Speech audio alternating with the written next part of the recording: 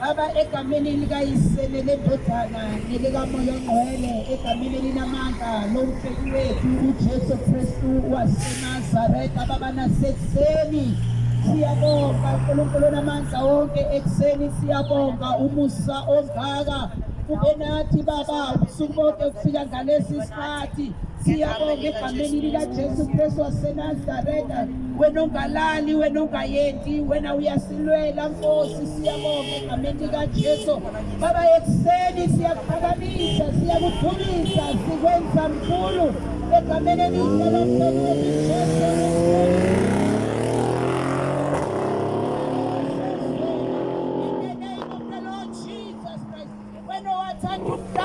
kangaka baba wase wathumela ngendodana yakho ezelo yodwa ukuze baba izophela izono zethu ukuze loyo naloyo okholwa yiyo angafi kodwa abe nokuphila okunaphakade siyabonga mesiyolungileko umthando omungaka owasenzela lona baba siyabonga ukusikhwalifayisa egameni likaJesu Kristu waseNazaretha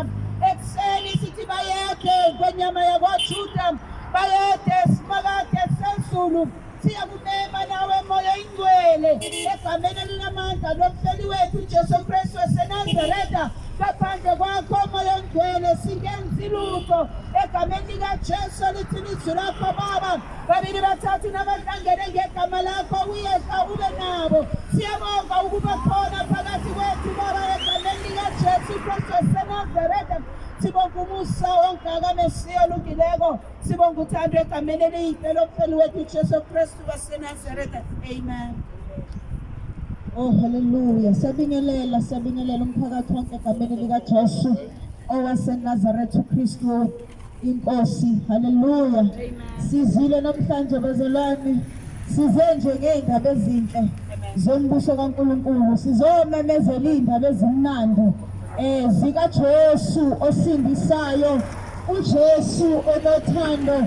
uJesu onomusa uJesu othethelela izono size nje ngendaba yodwa emnandi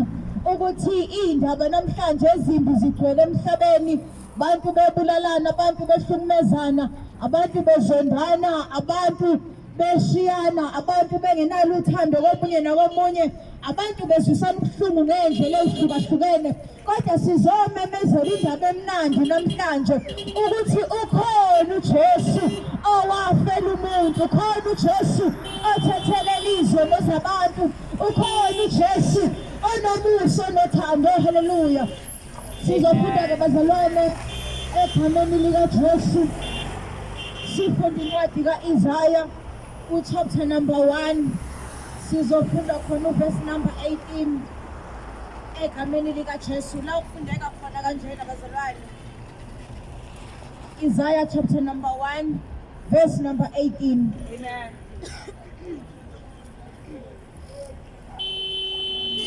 Wozani ke nonke sithethe indaba usha uJehova noma izono zenu zibomvu kakhulu ziyakuba mhlophe njengeqhwa